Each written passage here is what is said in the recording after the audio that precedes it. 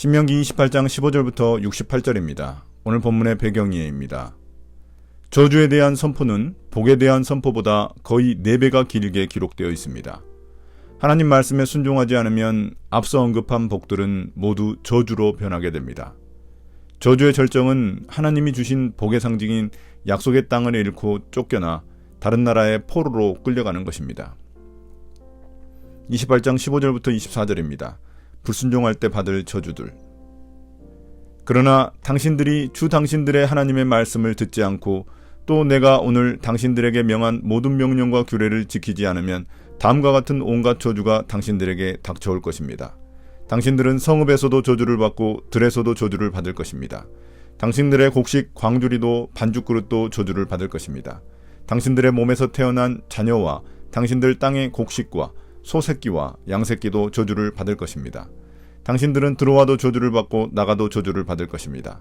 당신들이 악한 일을 하고 주님을 잊게 될 때 주님께서는 당신들이 손을 대는 일마다 저주하고 혼돈시키고 책망하실 것이니 당신들이 순식간에 망할 것입니다. 주님께서는 당신들이 들어가 차지하려는 땅에서 당신들의 몸이 전염병에 걸리게 하셔서 마침내 죽게 하실 것입니다. 주님께서는 폐병과 열병과 염증과 무더위와 한발과 열풍과 썩은 재앙을 내려서 당신들이 망할 때까지 치실 것입니다. 당신들 머리 위에 있는 하늘은 노시 되어서 비를 내리지 못하고 당신들 아래에 있는 땅은 메말라서 쇠가 될 것입니다. 주님께서는 하늘로부터 당신들 땅으로 모래와 티끌을 비처럼 내려서 마침내 당신들을 망하게 하실 것입니다. 이스라엘이 하나님의 말씀에 순종하지 않으면 온갖 저주를 경험하게 됩니다. 16절부터 19절은 앞서 언급한 3절부터 6절에 나온 복과 정반대입니다. 어디서 무엇을 하든 복이 아닌 저주를 받게 됩니다. 그래서 번영이 아닌 쇠퇴의 저주를 경험하고 무엇을 하든 성취하지 못하게 됩니다. 약속의 땅에서 순종으로 누려야 할 복이 불순종으로 인해 저주로 바뀌어 백성들이 좌절을 겪게 됩니다. 하나님을 잊어버렸기 때문에 하는 일마다 망하게 됩니다. 약속의 땅에서 오히려 전염병에 걸려 죽게 됩니다. 22절에는 7가지 재앙들이 소개됩니다. 앞서 4가지 질병은 열병과 관련되어 있고 마지막 3가지는 농작물과 관련이 있는 재앙들입니다. 또한 한때 비옥했던 땅은 메마른 사막으로 변하게 됩니다. 그것을 하늘이 노시되고 땅이 쇠가 될 것이라고 표현하고 있습니다. 앞서 12절에 등장한 복받은 땅과 정반대입니다. 하늘에서 비가 아닌 티끌과 흩날리는 모래를 뿌려 약속의 땅은 사막처럼 변하고 백성들은 파멸을 경험할 것입니다. 28장 25절부터 35절입니다. 전쟁의 패배와 압제. 주님께서는 당신들을 맞아 싸우는 적에게 당신들이 패하게 하실 것입니다. 당신들이 한 길로 치러 나갔다가 그들 앞에서 7길로 도망하는 것을 보고 땅 위에 있는 모든 나라가 놀라서 떨 것입니다.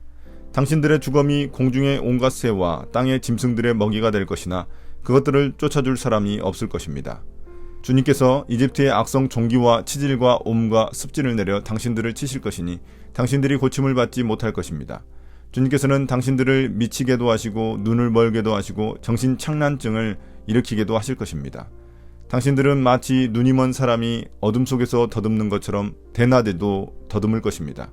당신들의 앞길이 막혀서 사는 날 동안 압제를 받고 착취를 당하겠지만 당신들을 구원해 줄 사람이 없을 것입니다. 당신들이 한 여자와 약혼해도 다른 남자가 그 여자를 욕보이고 집을 지어도 그 집에서 살지 못하며 포도원을 가꾸어도 그것을 따먹지 못할 것입니다. 당신들의 소를 당신들이 눈앞에서 잡아도 당신들이 먹지 못할 것이요 당신들의 나귀가 당신들의 눈앞에서 강탈을 당해도 도로 찾지 못할 것입니다. 당신들의 양떼를 당신들의 원수에게 빼앗겨도 당신들을 도와줄 사람이 없을 것입니다. 당신들은 자녀들을 다른 민족에게 빼앗기고 눈이 빠지도록 그들을 기다리다 지칠 것이며 손에 힘이 하나도 없을 것입니다. 당신들의 땅에서 거둔 곡식과 당신들의 노력으로 얻은 모든 것을 당신들이 알지 못하는 백성이 다 먹을 것입니다. 당신들은 사는 날 동안 압제를 받으며 짓밟히기만 할 것입니다. 당신들은 당신들의 눈으로 보는 일 때문에 미치고 말 것입니다. 주님께서는 당신들의 무릎과 발에 당신들이 고칠 수 없는 악성 종기가 나게 하셔서 발바닥으로부터 머리 꼭대기까지 번지게 하실 것입니다. 이제 불순종한 이스라엘은 승리 대신 패배를 경험하고 이방에 흩어져 존경 대신 놀림의 대상이 될 것입니다. 이러한 패배로 인해 장례를 제대로 치르지 못하고 버려진 시체들이 짐승과 맹금류의 먹이가 됩니다. 27절부터 29절에는 백성들이 겪을 온갖 질병이 등장합니다. 이 질병들은 전쟁 패배의 결과입니다. 각종 육체의 피부병에 시달리게 되고 정신적인 병까지 더해집니다. 눈이 먼 사람이 대낮에도 길을 찾지 못한다는 것은 백성이 어떤 길에서도 성공하지 못할 것을 나타내는 비유입니다. 항상 압제와 노략을 당하면서도 하나님의 구원을 청하지 못하는 것은 그들이 하나님에게서 너무 멀리 떠나 있기 때문입니다. 30절에 나타난 세 가지 경우는 모두 20장 5절부터 7절에 기록된 군 징집을 면제받는 세 경우입니다. 그러나 앞의 경우와 달리 합당한 노력을 기울여도 결실을 누리지 못하고 헛된 수고로 전락하게 됩니다. 소를 잡고 빼앗긴 나귀를 찾고 빼앗긴 땅을 찾으려는 수고도 다 헛될 뿐입니다. 전쟁 패배의 결과로 심지어 복에 선물로 받은 사랑하는 자녀를 종으로 빼앗기는 일도 일어날 것입니다. 그들의 자녀들은 아무리 기다려도 돌아오지 않을 것입니다. 수고의 결실을 다른 민족에게 빼앗기고 압제를 당하게 된 것입니다. 또한 눈에 보이는 전쟁의 참상과 공포로 인해 정신적인 공황 상태에 빠지게 될 것입니다. 이집트에서 일어난 재앙인 악성 종기가 이제는 이스라엘 백성들에게 나타나 그들을 괴롭히게 될 것입니다. 28장 36절부터 46절입니다. 포로로 전락한 저주. 주님께서는 당신들을 다른 민족에게 넘기실 것이니 당신들이 받들어 세운 왕과 함께 당신들도 모르고 당신들 조상도 알지 못하던 민족에게로 끌어가실 것이며 당신들은 거기에서 나무와 돌로 만든 다른 신들을 섬길 것입니다. 당신들은 주님께서 당신들을 끌어가신 곳의 모든 백성 가운데서 놀램과 속담과 조롱거리가 될 것입니다. 당신들이 밭에 많은 씨앗을 뿌려도 메뚜기가 먹어버려서 거둘 것이 적을 것이며 당신들이 포도를 심고 가꾸어도 벌레가 갉아먹어서 포도도 따지 못하고 포도주도 마시지 못할 것이며 당신들의 온 나라에 올리브 나무가 있어도 그 열매가 떨어져서 당신들은 그 기름을 몸에 바를 수 없을 것입니다. 당신들이 아들, 딸을 낳아도 그들이 포로로 잡혀가서 당신들의 자식이 되지 못할 것입니다. 당신들의 모든 나무와 땅의 곡식을 메뚜기가 먹을 것입니다. 당신들 가운데 사는 외국 사람은 당신들보다 점점 높아지고 당신들은 점점 낮아질 것입니다. 당신들은 외국 사람에게 꾸기는 아여도 꾸어주지는 못할 것입니다. 그들은 머리가 되고 당신들은 꼬리가 될 것입니다. 이 모든 저주가 당신들에게 내릴 것입니다. 그 저주가 당신들을 따르고 당신들에게 미쳐서 당신들이 망할 것입니다. 당신들이 주 당신들의 하나님의 말씀에 순종하지 않았고 당신들에게 명하신 그 명령과 규례를 지키지 않은 까닭입니다. 이 모든 저주는 당신들과 당신들의 자손에게 영원토록 표징과 경고가 될 것입니다. 이제 포로로 전락한 저주를 선포합니다. 하나님이 주신 복의 상징인 약속의 땅을 빼앗기고 결국 다른 나라의 포로로 끌려가는 저주를 받게 됩니다. 그곳에서 그들은 나무나 돌로 만든 우상들을 섬기게 될 것입니다. 약속의 땅에서 다른 나라 신을 섬겼기 때문에 그곳에 끌려가 다른 나라 신을 섬기는 운명이 된 것입니다. 이집트에서 구원받았던 하나님의 백성이 이제는 다시 포로로 끌려가는 것은 다른 나라, 다른 민족들에게 놀람과 속담과 조롱거리가 됩니다. 38절부터 42절은 18절을 더 자세히 설명하고 있습니다. 아무리 열심히 일해도 열매를 얻지 못합니다. 벌레들이 다 갉아먹어버리고 열매를 맺어도 다 땅에 떨어져 노력한 것이 헛수고가 됩니다. 하나님의 복으로 자녀를 낳아도 포로로 잡혀갈 것이기에 자식을 낳고 기른 수고도 헛되게 됩니다. 그래서 외국 사람들은 더 많아지지만 이스라엘 백성들은 점점 줄어들 것입니다. 꾸어주기보다 꾸는 자가 되고 말 것입니다.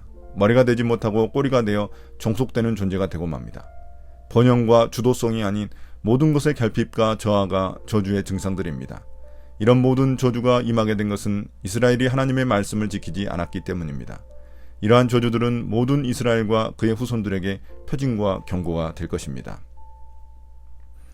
28장 47절부터 57절입니다. 적군의 포로로 인한 비극들. 모든 것이 넉넉한데도 당신들이 기쁘고 즐거운 마음으로 주 당신들의 하나님을 섬기지 않기 때문에 당신들은 굶주리고 목마르고 헐벗고 모든 것이 부족하게 될 것이며 그뿐만 아니라 주님께서 보내신 원수들을 당신들이 섬기게 될 것입니다. 그들이 당신들의 목에 쇠멍에를 지울 것이며 당신들은 마침내 죽고 말 것입니다. 주님께서 땅 끝 먼 곳에서 한 민족을 보내셔서 독수리처럼 당신들을 덮치게 하실 것입니다. 그들은 당신들이 모르는 말을 쓰는 민족입니다. 그들은 생김새가 흉악한 민족이며 노인을 우대하지도 않고 어린아이를 불쌍히 여기지도 않습니다. 그들이 당신들의 집짐승 새끼와 당신들 땅의 소출을 먹어치울 것이니 당신들은 마침내 망하고 말 것입니다. 그들이 곡식과 포도주와 기름과 소새끼와 양새끼 한 마리도 남기지 않아서 마침내 당신들은 멸망하고 말 것입니다.